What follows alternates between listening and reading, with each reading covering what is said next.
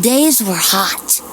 Fish died in the lake, plants yellowed, birds stopped singing. There was thunder, but no rain.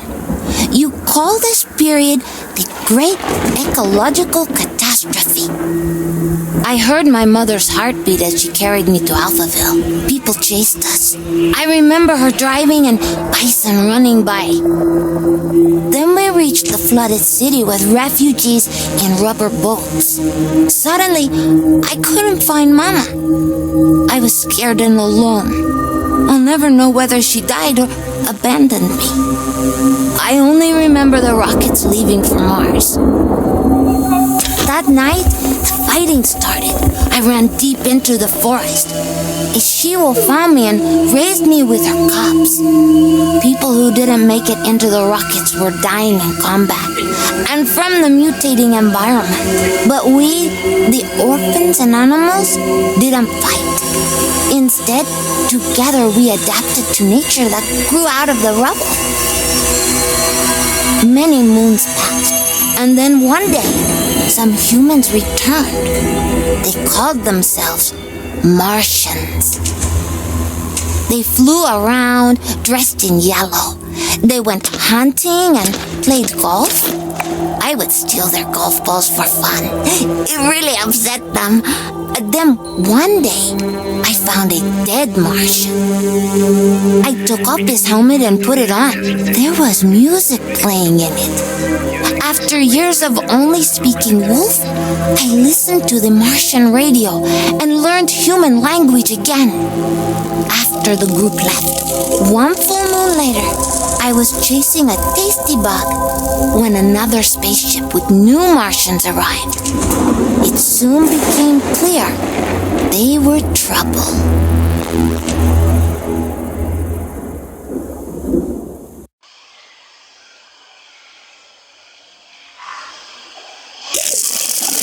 Greetings, all you Tesla City Martians out there. You're listening to Radio Nostalgia from Mars, the show for those who miss a morning run in the park, slurping minestrone soup, sailing with the wind in their hair, singing in unison with thousands of people at a music concert, or smelling the coming rain. In other words, a show for the long lost days of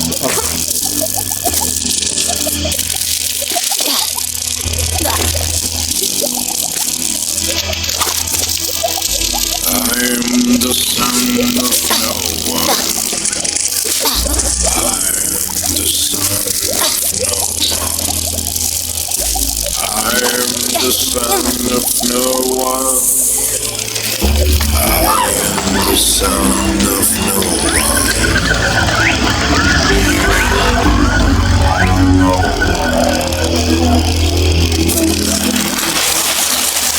mutant of tomorrow. I got no time for sorrow. I found becoming a stag, antlers with no yellow tag. Left to my own devices, used to permanent crisis. Without race, without creed, I'm your spiritual speed.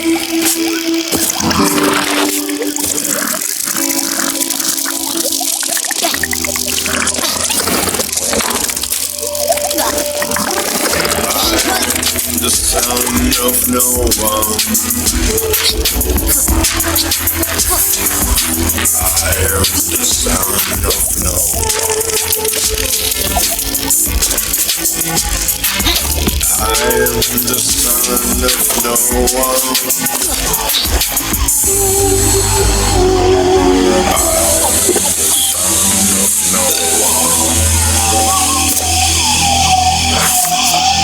Don't pity this orphan. I'm a bundle of endorphin. This bastard will overcome even the Armageddon. Lungs and legs propel me. You cannot buy or sell me. I move through life like water. No one's daughter.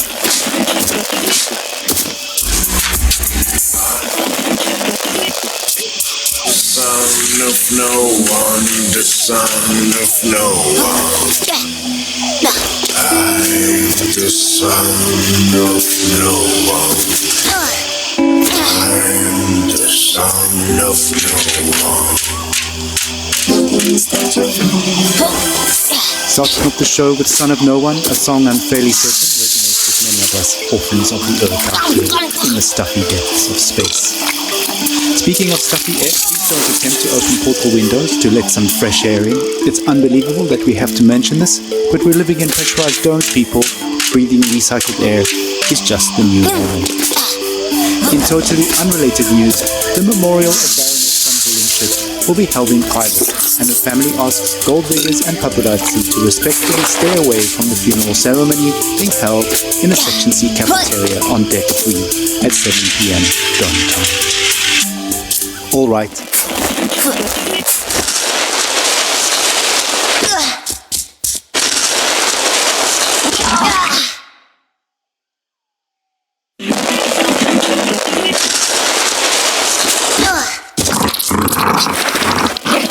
Show.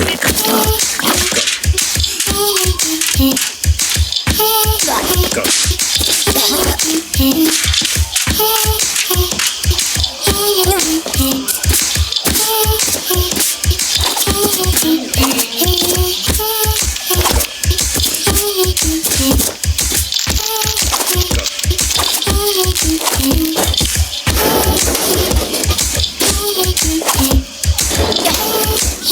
We can't move from Mars.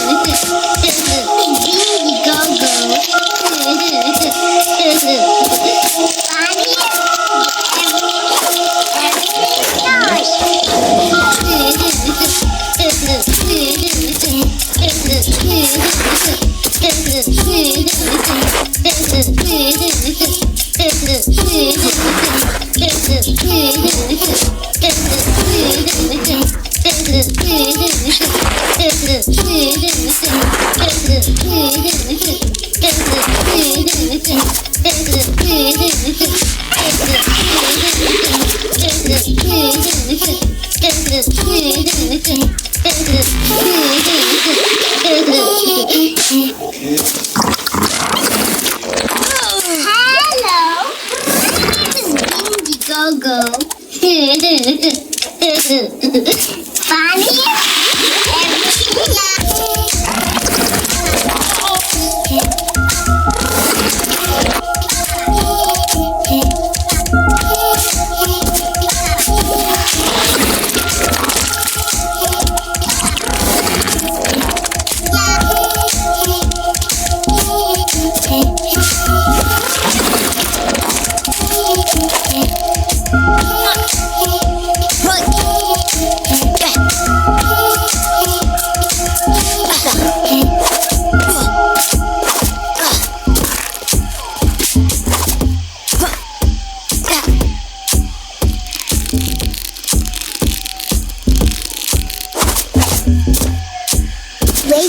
data from Mars. At the toddler pop there, taking us back to the days of late-stage capitalism at its finest. Child labor never sounded so sweet. On that note, it's time for another story, a look back at life on the open road, and a look forward to the long road ahead. Stories, memories, the good old days, original sources, authentic tales, hope, inspiration, drama, radio nostalgia from Mars. Crying while riding a Harley Davidson is the actual meaning of life. I'm serious. I tried to recreate that feeling here on Mars. So I took a Tesla City Delivery EVA for a spin on the Planitia Plains, but it's like driving a janky VR. It made me miss riding my motorcycle, my jolene, even more.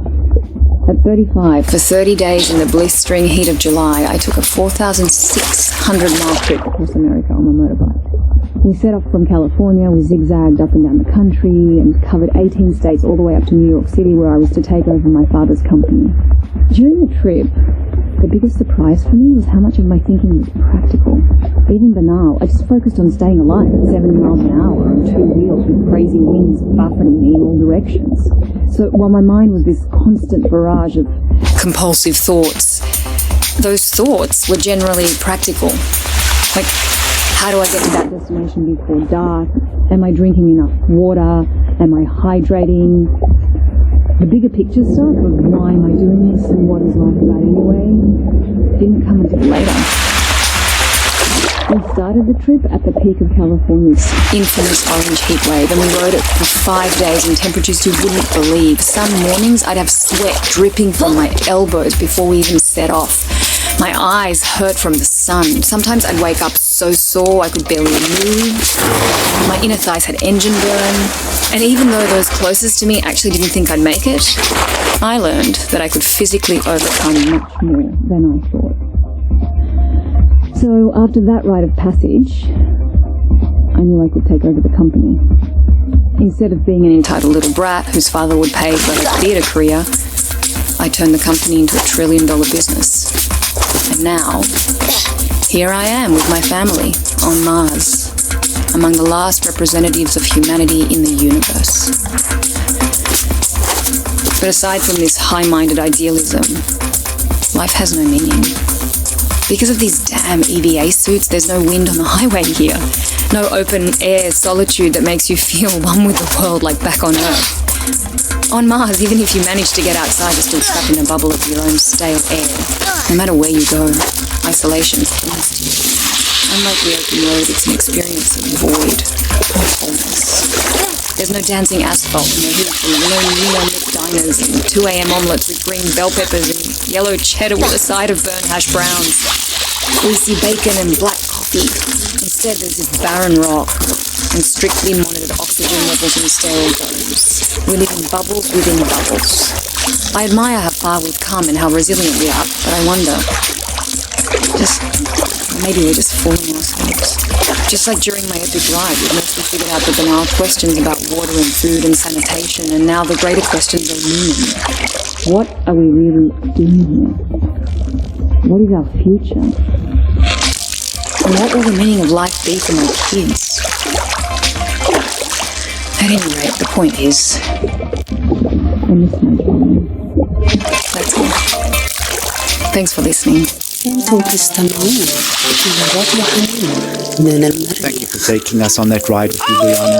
Your story is an inspiration to all and reminds us to face our difficulties head on and to value the small things in life, even out here on Mars. Motorcycles, grease, wind in the hair. What better way to remember than with some psychedelic rock for the road? Radio nostalgia from Mars.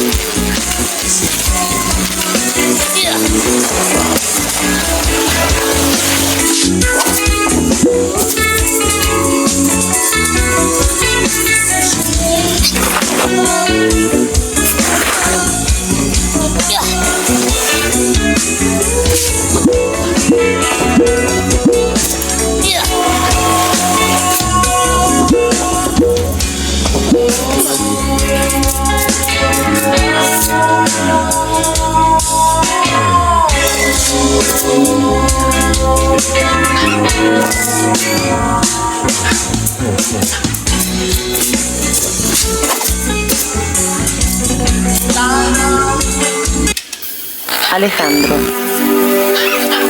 ¿Qué? El bebé no es suyo.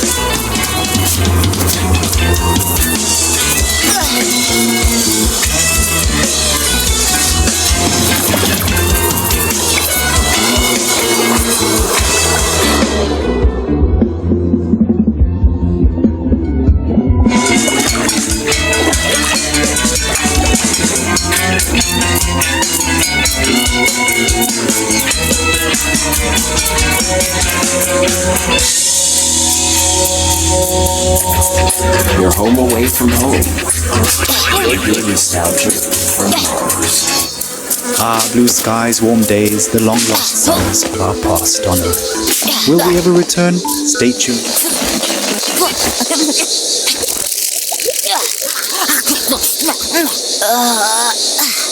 Wow.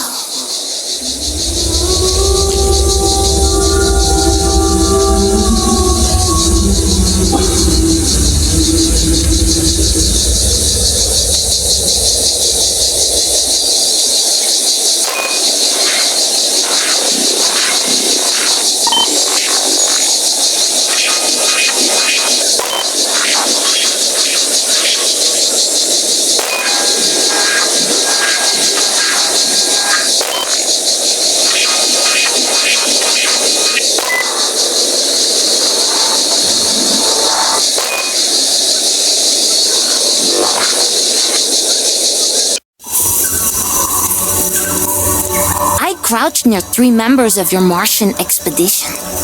The rest of your group were out in the field. I hoped to make friends, but when you saw me, you froze, stopped picking plants and whispered among yourselves. You seemed very scared and confused, amazed that I could breathe without a suit. You rushed towards me, so I ran. You really thought you could hunt me down?